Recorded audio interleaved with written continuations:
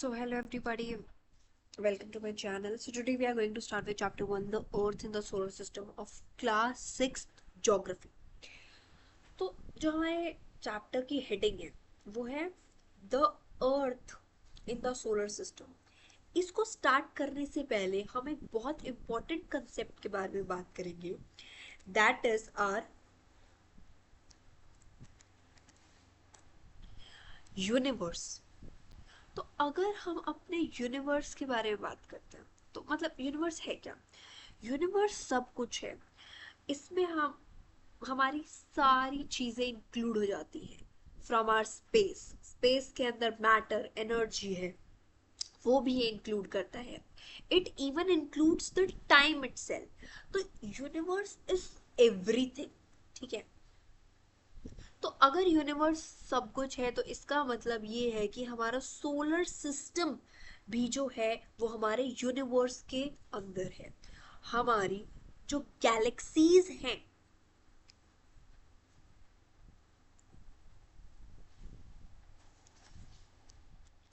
वो भी हमारे यूनिवर्स के अंदर ही है. ठीक है. तो गैलेक्सीज है क्या. गैलेक्सीज बेसिकली क्लस्टर है स्टार्स का जो एक साथ रहता है ग्रेविटी की वजह से. अगर हम बात करते हैं यूनिवर्स के अंदर तो कम से कम 200 बिलियन गैलेक्सीज तो हैं ही हैं. मतलब यार these are not countable so far but there are lot more galaxies in our universe. और इन्हीं गैलेक्सी में से एक गैलेक्सी है that is the Milky Way, या फिर हम उसको बोल सकते हैं आकाश गंगा. तो द मिल्की वे और आकाश गंगा. अब आई will show you the picture of a milky way. Yes look. तो ये हमारा मिल्की वे है. ठीक है. और ये ऐसे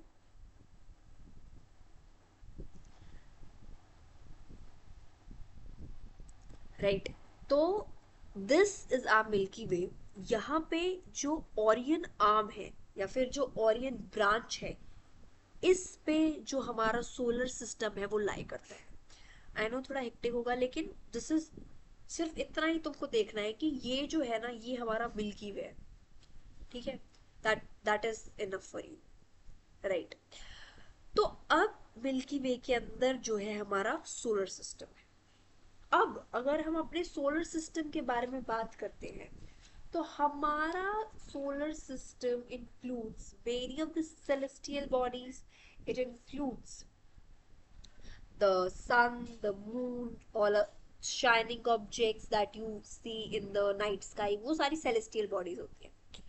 तो हमारा सोलर सिस्टम के अंदर बहुत सारे प्लैनेट्स हैं. ठीक है. जो रिवॉल्व करते हैं सन के अराउंड. ठीक है. जो रिवॉल्व करते हैं सन के अराउंड. एंड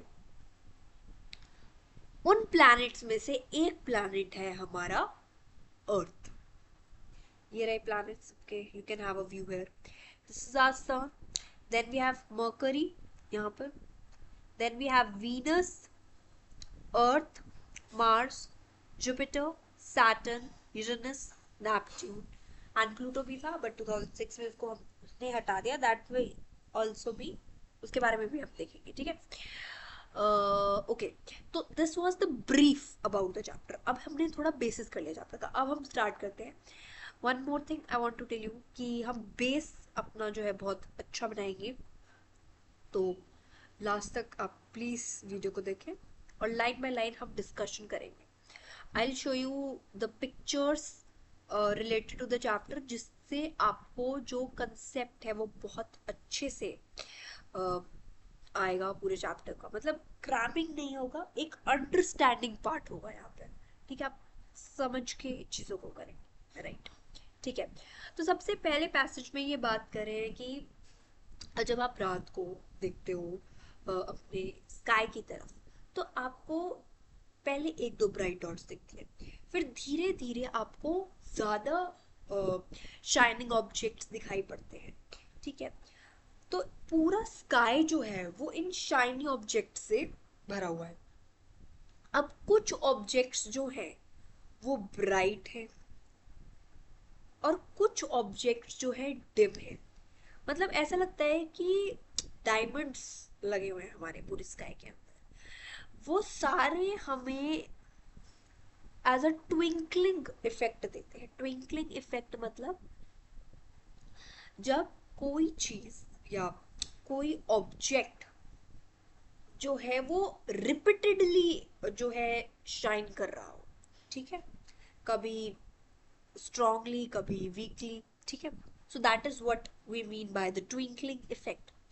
लेकिन अगर हम उन्हें ध्यान से देखें तो some of them do not twinkle। मतलब कि कुछ जो है स्टार्स हमें ट्विंकलिंग इफेक्ट देंगे, पर कुछ ऐसे भी ऑब्जेक्ट्स होंगे जो ट्विंकलिंग नहीं होंगे। एक बार मैं ट्विंकलिंग की भी आपको पिक्चर दिखा देती हूँ so that you could have idea.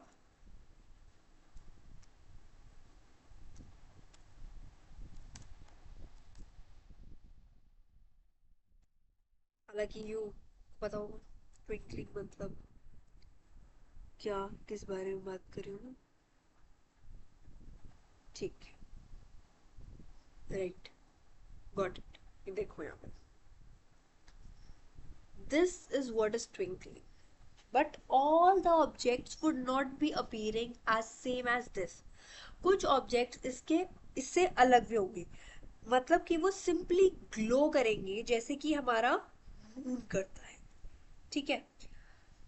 In bright objects के साथ आप ये देखोगे कि जो हमारा मून है वो अलग अलग टाइम पर अलग अलग शेप्स अलग अलग पोजीशन में पाया जाता है। तो अब हम मून के बारे में पढ़ रहे हैं। तो सबसे पहला चीज इन्होंने बात की है फुल मून की, और उसके बाद उन्होंने बात की है न्यू मून की, ठीक है। तो फुल मून नाइट जिसे हम पूर्णिमा कहते हैं, और फोर्टनाइट लेटर आप ये भी देख सकते हो कि एक न्यू मून आ गया। तो ये एक पूरा जो जैसे अब हमारा मून है वो रिवॉल्व करता है हमारी अर्थ के अराउंड, तो उसके कुछ पार्ट्स होते हैं जब वो विजिबल होता है। तो न्यू मून कब होता है? न्यू मून तब होता है जब हम उसको देख नहीं पाते, we can not able to see it. और फुल मून कब होता है? जब हम क्लियरली पूरे चांद को देखते हैं। That is the full moon concept. तो यहाँ पे एक टॉपिक आता है मून फेजेस करके, वो हम डिस्कस करते हैं, ठीक है। तो ये moon phases is a very important part, and from here I take up a picture of this। yes, look, ये हमारा पूरा कंसेप्ट है, ठीक है। तो इन्हें हम मून फेजेस कहते हैं। तो अगर हम देखें, दिस इज आवर अर्थ, यहाँ पे न्यू मून है। अब यहाँ पे हमारा सन भी है। सन हमारा यहाँ पे लाई कर रहा है, सन का साथ भी लाते हैं, ठीक है। या this is a better version of it, ये वाला उठाते हैं, ठीक है, राइट। ये वाला देखो। ये हमारी अर्थ है, ये हमारा सन है। So this is the concept of a new moon. ये फुल मून कब दिखता है? जब हमारा जो मून है वो अर्थ और सन के बीच में नहीं है। तो न्यू मून कब होएगा?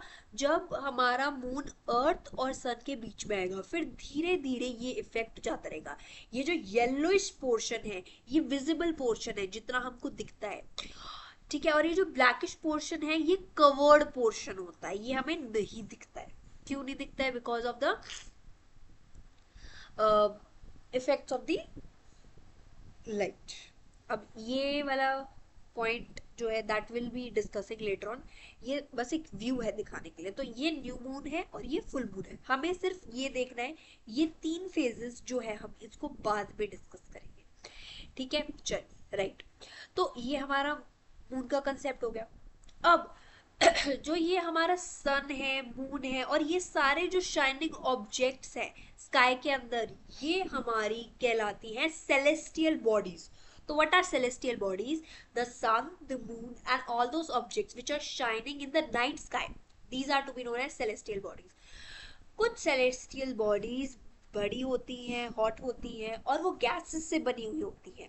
उनकी खुद की हीट होती है और लाइट होती है जो वो लार्ज अमाउंट में इमिट करते हैं. इन सेलेस्टियल बॉडीज को हम स्टार्स कहते हैं. तो सबसे पहले हमने एक पॉइंट पढ़ा अबाउट सेलेस्टियल बॉडीज. टेक्स्ट, ठीक है. सबसे पहले हमने पॉइंट पढ़ा सेलेस्टियल बॉडीज के बारे में. तो सेलेस्टियल बॉडीज में जो हमारी फर्स्ट कैटेगरी हमने यहां पे डिफाइन की, दैट इज द स्टार्स. और स्टार्स क्या होते हैं?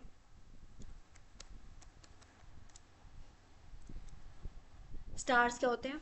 ये वो सेलेस्टियल बॉडी है जो बड़ी है, हॉट है और ये गैसेस से बनी हुई होती है. और सबसे मेन फीचर इनकी खुद की हीट और लाइट होती है जो वो एमिट करते हैं. And the best example of this is सन.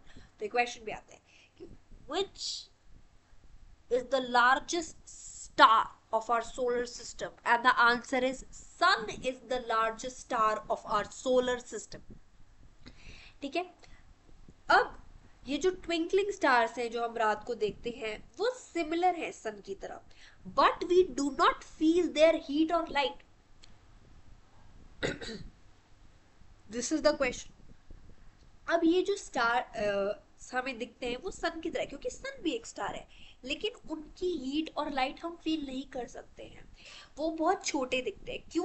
क्योंकि वो बहुत दूर है हमसे. They are very very very far away from us. That is why we are not able to feel the heat and light of that stars that we are seeing in the sky. ठीक है.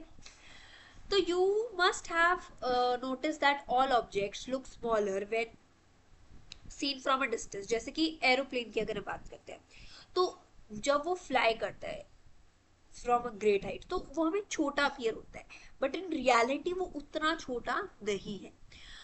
तो जब हम रात को sky को देखते हैं तो आपने कुछ पैटर्न जो है वो देखे होंगे. इन्हीं पैटर्न्स को हम बोलते हैं constellations.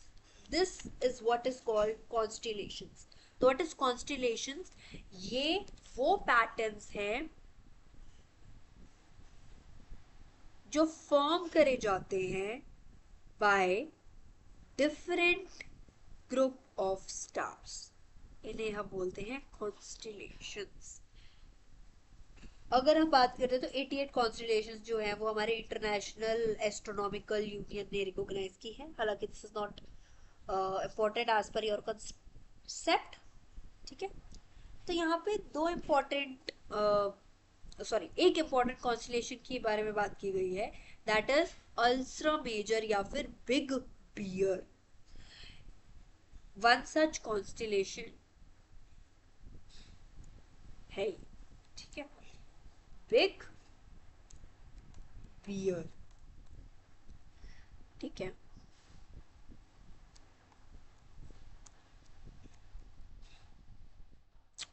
Right. So let me show you the pic of it again.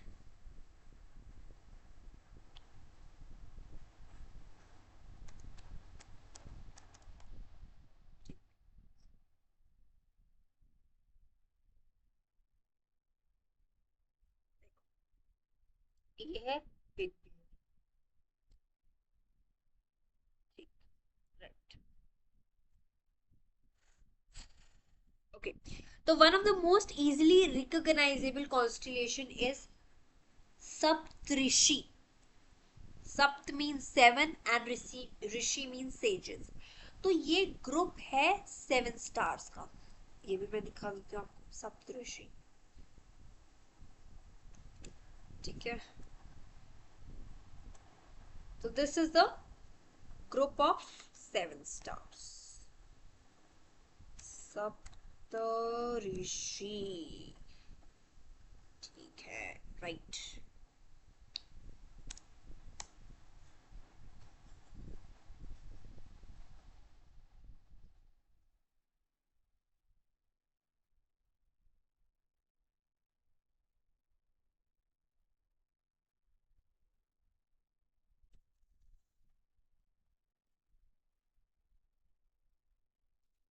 One two three four five six seven, हाँ यही है, ठीक है, ठीक है, ठीक ठीक ठीक।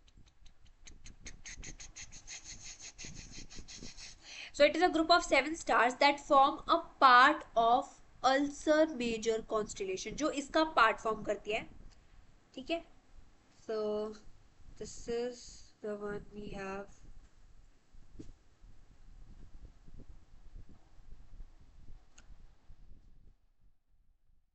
ये है पूरा। तो this is which is visible ये हमारा नॉर्थ स्टार है जो हम इजीली प्रिडिक्ट कर सकते हैं, इजीली रिकॉग्नाइजेबल है ये। उसके बाद this is our summer, spring, winter and autumn, fall, ठीक है, इन सब का पार्ट है यहाँ पे, ठीक है, ठीक है। तो एंशियंट टाइम्स की अगर हम बात करें तो पीपल यूज टू, अब मॉर्निंग में you are able to determine the directions, how, sorry, in night how you are able to determine the direction, because with the help of this north star जो हमने अभी देखा। तो this indicates the north direction, मतलब this is always in the north। तो ये हमारा pole star कहलाता है। तो ये रहा आपका, this is our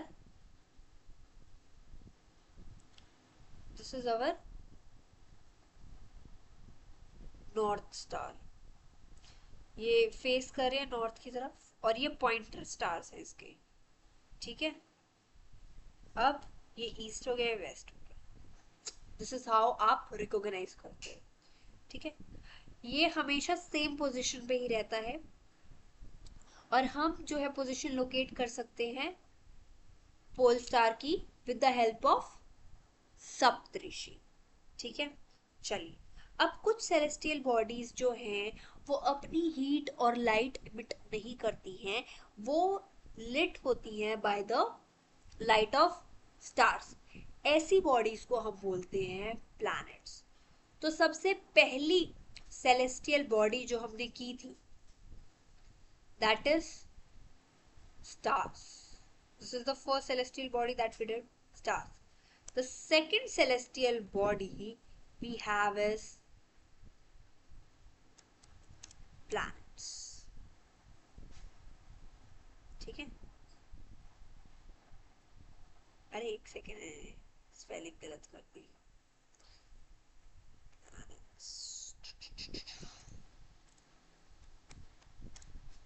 right, planets. तो जो वर्ड प्लैनेट है वो आया था ग्रीक वर्ड से, दैट इज प्लैनेटिया, जिसका मतलब होता है वैंडरर्स। जो हमारा अर्थ है that is also a planet. तो it get all its heat and light from sun, जो हमारा नियरेस्ट स्टार है, ठीक है। If we look at the earth from a great distance, say the moon, it will appear to be shiny just as the it will appear to be shining just as the moon। तो जो moon है जो हम sky में देखते हैं वो एक सैटेलाइट है, this is very important, that is not a star, that is a satellite. It is a companion of our Earth and moves around it. जैसे कि हमारा जो अर्थ है और बाकी के प्लैनेट्स जो हैं वो उन्हें हीट और लाइट मिलती है हमारे सन से, उनके खुद के भी जो है मून्स हैं, ठीक है। दिस इज वेरी इंपॉर्टेंट, जो हमारा मून है वो स्टार नहीं है, वो एक सैटेलाइट है, जिसे हम, इस पे भी क्वेश्चन आता है कि what is the natural satellite of our earth, so that is moon, moon is the natural satellite of our earth। अब हम आ जाते हैं सोलर सिस्टम के ऊपर, मतलब सोलर सिस्टम के टॉपिक के ऊपर। तो द सन 8 प्लैनेट, सैटेलाइट्स और कुछ सेलेस्टियल बॉडीज जैसे कि एस्टेरॉइड्स, मीटेरॉइड्स, ये हमारे सोलर सिस्टम को बनाती है। तो let us see our solar system once. ठीक है,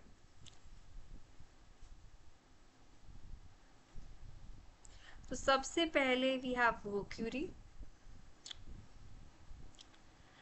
then we have Venus, Earth, Mars, Jupiter, Saturn, Uranus. अच्छा, one important thing that we could see is the asteroid belt. तो ये जो एस्टेरॉइड बेल्ट है ये आती है हमारे मार्स और जुपिटर के बीच में। This is very important. तो this is coming between our Mars and Jupiter. और इसी बेल्ट की वजह से ना हम इनको कैटेगराइज करते हैं, इन प्लैनेट्स को और बाकी के प्लैनेट्स को। these 4 planets and these 4 planets को हम डिफरेंशिएट करते हैं। ये वाले जो 4 planets हैं इन्हें हम इनर प्लैनेट्स या फिर टेरेस्ट्रियल प्लैनेट्स बोलते हैं। सबसे पहले this is not because of the basis of asteroid belt, ये इनके करेक्टर्स की वजह से है। तो मरकरी, वीनस, अर्थ और मार्स, इनको हम बोलते हैं टेरेस्ट्रियल प्लैनेट्स। क्यों? क्योंकि ये प्लैनेट्स जो है वो रॉक से बने हुए हैं। सो दीज प्लैनेट्स, ये हमारे पास रिटर्न भी है यहाँ पे, ये प्लैनेट्स किससे बने हुए हैं? रॉक से बने हुए हैं, इसलिए हम इन्हें टेरेस्ट्रियल प्लैनेट्स बोलते हैं। और इन्हें हम इनर प्लैनेट्स भी बोलते हैं क्योंकि ये क्लोज है हमारे सन के। अब Jupiter, Saturn, Uranus and Neptune बाकी के 4 प्लैनेट्स हैं जो कि बने हुए हैं गैसेस से और लिक्विड से, इसलिए हम इन्हें गैशियस जाइंट्स के नाम से या जोवियन प्लैनेट्स के नाम से जानते हैं। तो गैशियस जाइंट्स के नाम से हम जो है इन चारों को जानते हैं। अब हम बात करते हैं एस्टेरॉइड बेल्ट के बारे में। अगर एस्टेरॉइड बेल्ट के बारे में देखिए तो जो एस्टेरॉइड्स हैं वो रिवॉल्व करते हैं हमारे सन के अराउंड सेम ऑर्बिट में। ये हमारे प्लैनेट्स का स्मॉल वर्जन होते हैं, ठीक है, इसलिए हम इन्हें प्लैनेटॉइड्स बोलते हैं, PLANETOIDS, इसलिए हम इन्हें प्लैनेटॉइड्स बोलते हैं। ये इस पार्ट बेल्ट का पार्ट है, लेकिन ये अपने खुद के ऑर्बिट में हर एक एस्टेरॉइड रिवॉल्व करता है around the sun in its own orbit. हालांकि ये एक बेल्ट है लेकिन इसके अंदर जो एस्टेरॉइड्स प्रेजेंट हैं वो अपने ऑर्बिट पे सन के अराउंड रिवॉल्व करते हैं। ठीक है, right. So this is about the solar system. अच्छा, ऑर्बिट क्या होता है ये तो मैं बताने भूल गई। तो ऑर्बिट एक फिक्स पाथ होता है जहां पर सारे प्लैनेट्स जो है सन के अराउंड रिवॉल्व करते हैं। ये जो चीज है दिस इज आवर ऑर्बिट। ठीक है, तो ऐसे ये हमारे सन हो गए, ये हाफ है। ठीक है, मैं इसको फुल्ली दिखाती हूँ।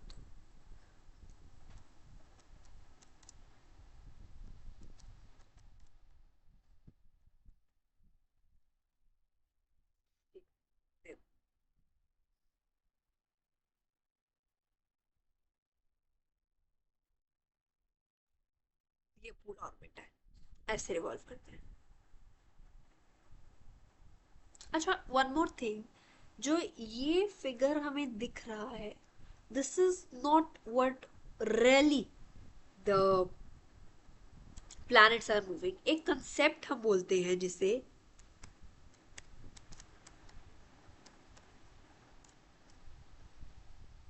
Helical model of the solar system. अब ये हेलिकल मॉडल क्या है सोलर सिस्टम का?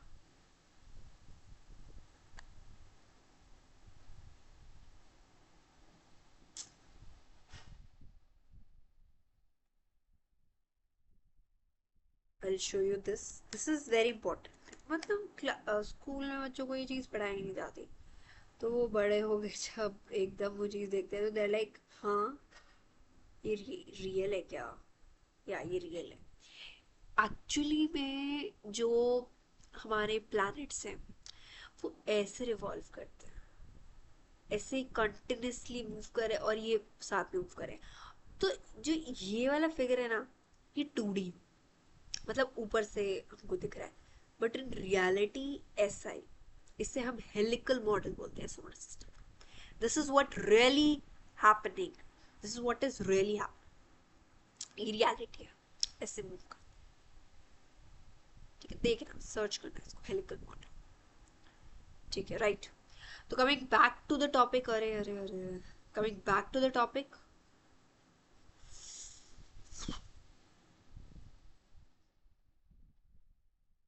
ठीक है, चलिए, तो हमने ये देख लिया। अब हमारा फर्स्ट टॉपिक आता है यहाँ पे सन। कुछ मिस किया हमने, हाँ ये इंटरेस्टिंग फैक्ट है। Jupiter, Saturn और Uranus have rings around them. These are belts of small debris.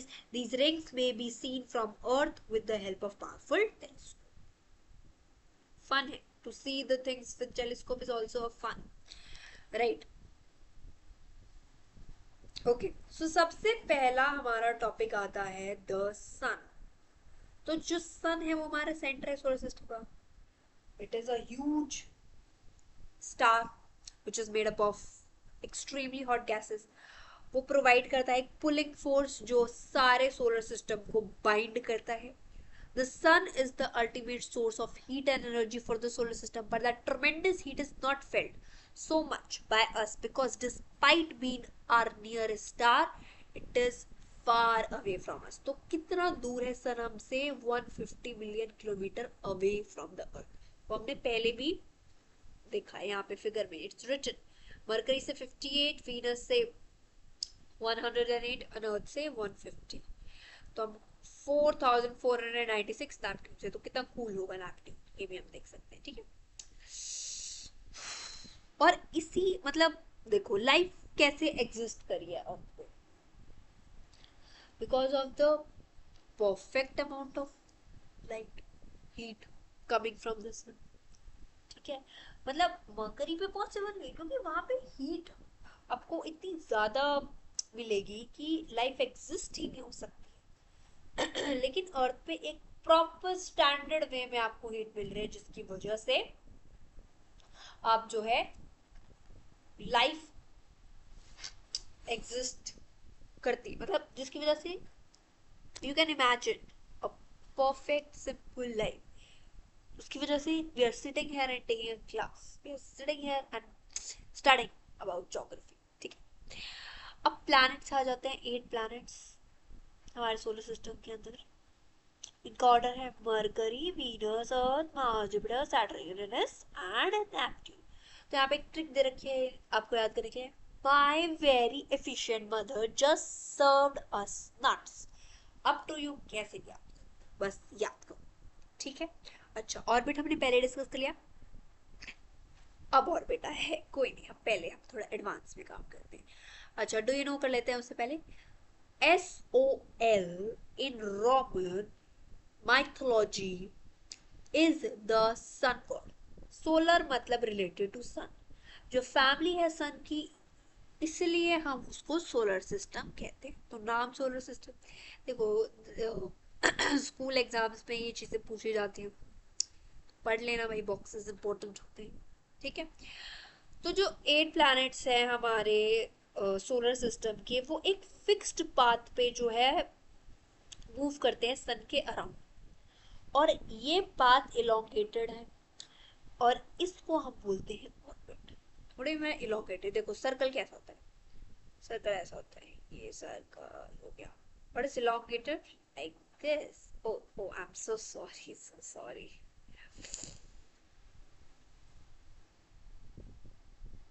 What is elongated? This is elongated ऐसे। ठीक है, मैंने दिखाया अभी आपको, मैं और elongated path दिखा देती हूँ, बिल्कुल ही elongated path दिखा देती हूँ। if I am able to see, ये रहा, मिल गया। तो ये ऐसे elongated path है। ठीक है, हालांकि ये डायग्राम्स थोड़ी कॉम्प्लिकेटेड हो सकते हैं आपके लिए, तो हम थोड़ा सिंपल ही रखेंगे चीजों को। ठीक है, राइट। ओके, तो मरकरी हमारा नियरेस्ट प्लैनेट है सन का. It takes only 88 days to complete one round. How many? 88 days. Venus is considered the Earth twin. These are very important questions which will come in. It's a Earth twin because its size and shape are very much similar to that of Earth. अब आ गया हमारा planet, जो planet नहीं रहा, that is Pluto. तो recently, till recently, August 2006, Pluto was considered a planet, लेकिन in a international astronomical union एक decision लिया गया जहाँ पे Pluto बाकी celestial bodies की तरह एक dwarf planet consider, मतलब dwarf planet consider नहीं declare कर दिया गया. This is very important.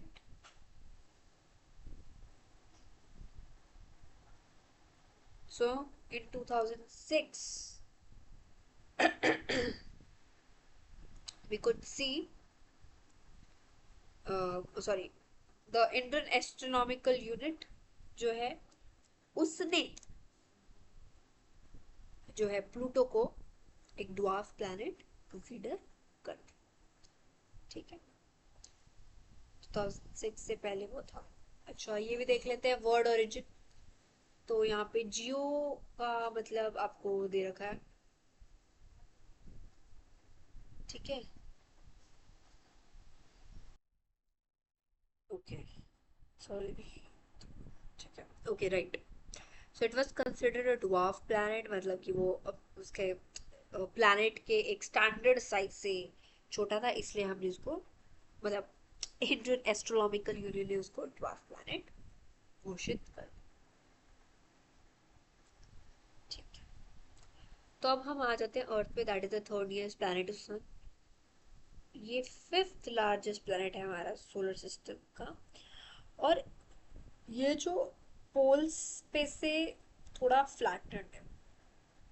देखो, पे बहुत सारी थ्योरी आई थी अर्थ की शेप से रिलेटेड. सबसे पहले जो थ्योरी थी दैट वाज कि जो हमारा अर्थ है that is like a straight low. अब चलते चलते जाओगे, चलते जाओगे तो यू विल फॉल.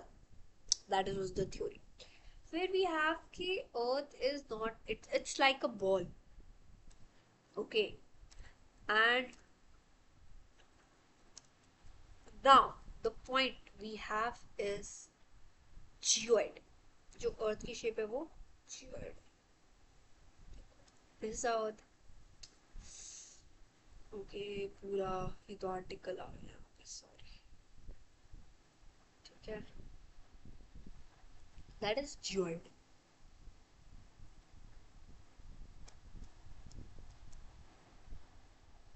और spherical.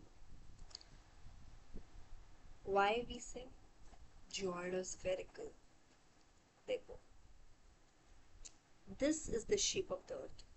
Geoid मतलब अपने आप में ही वो चीज अलग हो गई ना. ठीक है, because of the shape. ये ऐसा है generally. we are not considering it पूरा गोल और ये नहीं. this is because what is the definition of geoid? अभी उसकी जो खुद की शेप है, जैसे यहाँ पे माउंटेन हो गई, यहाँ से उठा उठा हो गया, यहाँ पे you have the higher level, the plateaus and all. So this is what is the shape of the earth. So it's not uh, you can say like a circle or a sphere हम कह सकते हैं, but fully context में हम इसको sphere भी नहीं बोलेंगे, इसको geoid बोलेंगे. That is what the shape of the earth is called. Different अपने. That is why हम उसको describe करते हैं geoid. जिसका मतलब क्या है, दिस इज इम्पोर्टेंट.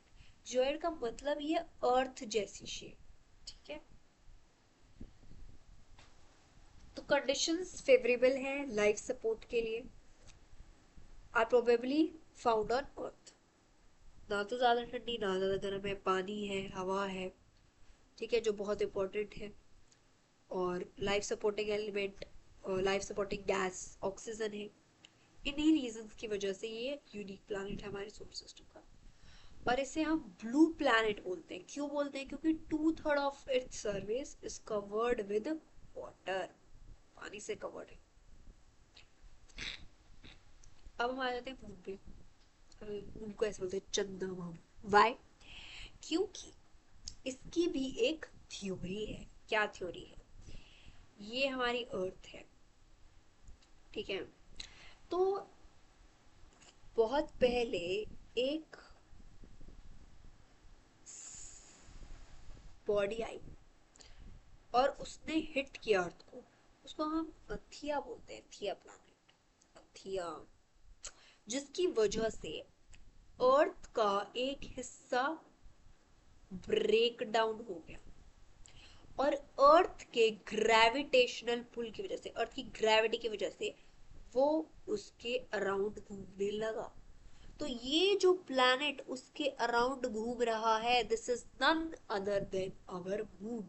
वो मून है, ठीक है। That is our moon. तो अब हम मून के बारे में पढ़ते हैं। तो जो हमारी अर्थ है उसकी एक ही नेचुरल सैटेलाइट है, दैट इज मून। इसका जो डायमीटर है that is only 1/4 that of the earth. 1/4 that of the earth. ये अपीयर करता है बड़ा क्योंकि ये हमारे पास है, ठीक है, बाकी प्लैनेट से। सेलेस्टियल बॉडीज से इसका अगर हम डिस्टेंस बात करें तो this is 3,84,400 kilometre away from अस। अब आप कंपेयर कर सकते हो अर्थ का डिस्टेंस सन से और मून से, दैट इज 150 मिलियन। और यहाँ पे तो सिर्फ किलोमीटर्स, मतलब जस्ट लाख में है, ठीक है। तो जो मून मूव करता है around the Earth, the moon moves around the Earth is about in about 27 days, ठीक है। It takes exactly the same time to complete one spin. मतलब कि जो मून है वो अपने एक्सिस, सॉरी अपने ऑर्बिट पे भी 27 डेज में मूव करता है और अर्थ के अराउंड भी 27 डेज करता है, जिसकी वजह से सिर्फ एक ही साइड हमको विजिबल होती है मून की। And the very adventurous, not adventurous, in fact very fantastic work that is being done by India or Indian Space Agency by sending the satellite Chandrayaan to that side of the moon जो कभी कोई नहीं पहुंचा। So India is the first country to land a satellite there, ठीक है। उसके बारे में देखते। The moon does not have a condition favorable for life. It has mountains, plains, depression on its surface that cast shadows on the surface, on the moon's surface. Look at the full moon and observe these shadows. Okay. तो अब satellites का important concept है। Late us see that satellites क्या होती है। वो celestial bodies होती है जो मूव करती है एक प्लैनेट के around in the same way जैसे कि प्लैनेट मूव करते हैं सन के अराउंड। तो मतलब क्या सिस्टम चल रहा है इसकी भी हमको आपको एक पिक दिखानी पड़ेगी। उससे पहले हम एक बार ह्यूमन मेड सैटेलाइट कर लेते हैं, ठीक है। ठीक है, तो अब ये तो नेचुरल सैटेलाइट हो गई हमारी, ठीक है।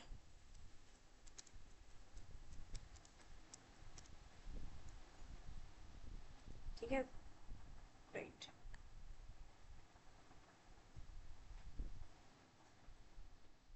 ये वाली देखो क्या चल रहा है। ये हमारा सन है। अब ये अर्थ इसके अराउंड मूव करेगा और मून इसके अराउंड मूव कर रहा है। तो इसी की वजह से मून के फेजेस आए थे हमारे, इसलिए फुल मून और हाफ मून वाला कंसेप्ट आया था क्योंकि वो इसके अराउंड मूव कर रहा है। तो ये यहाँ आएगा, यहाँ आएगा, यहाँ आएगा, ऐसे मूव करते हैं। This is what is happening, ठीक है। ओके, तो ह्यूमन मेड सैटेलाइट की बात करते हैं। तो वो एक आर्टिफिशियल बॉडी है।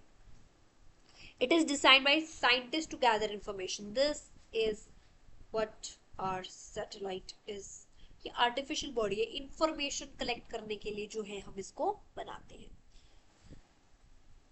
It is carried by rocket ये पूरा ह्यूमन मेड सैटेलाइट का कंसेप्ट है. It is carried by rocket. Rocket fall back to the earth और सैटेलाइट हमारे ऑर्बिट में एंटर कर जाता है. ठीक है, राइट. तो इसे हम बोलते हैं स्पेस वेस्ट भी है. मतलब जैसे आपका जो डेब्रीज है वो स्पेस में फ्लोट करती रहती है. इनिशिएटिव लिया गया कंट्रीज के द्वारा इस वेस्ट को लाने का, but it's very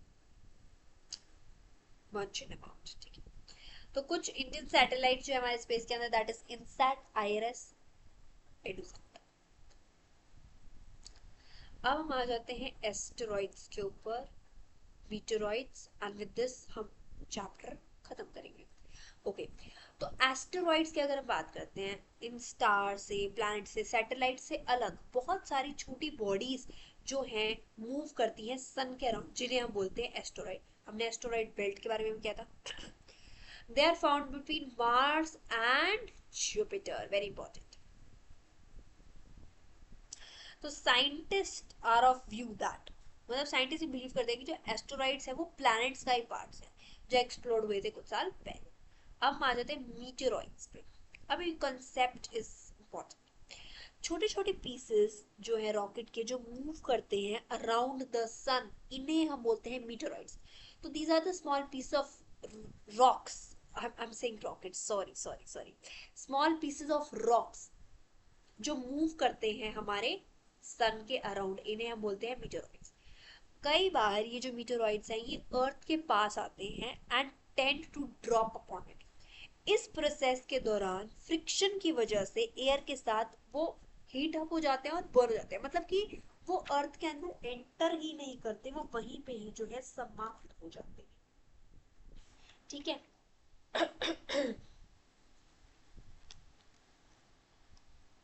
Sometimes meteor without being completely burned fall on the earth and create a hollow. तो कई बार तो हमारे अर्थ के बाहर ही, हमारे प्लैनेट के बाहर ही जलकर खत्म जाते हैं. कई बार वो हमारे अर्थ में एंटर कर जाते हैं. ठीक है, और वो जो है एक हॉल इफेक्ट होता है. ठीक है. Whitish broad band like white glowing path across the sky on a clear starry night. It is a cluster of millions of stars. This band is the Milky Way galaxy. हमारा solar system इस Galaxy का part है. ये starting में ही हमने discuss कर लिया था. तो ancient India it is imagine to be a river of light flowing in the sky. तो ये थ्योरी है कि आकाश गंगा हम इसको क्यों बोलते हैं, क्योंकि ये इमेजिन किया जाता था एक रिवर है लाइट की जो स्काई में फ्लो कर रही है.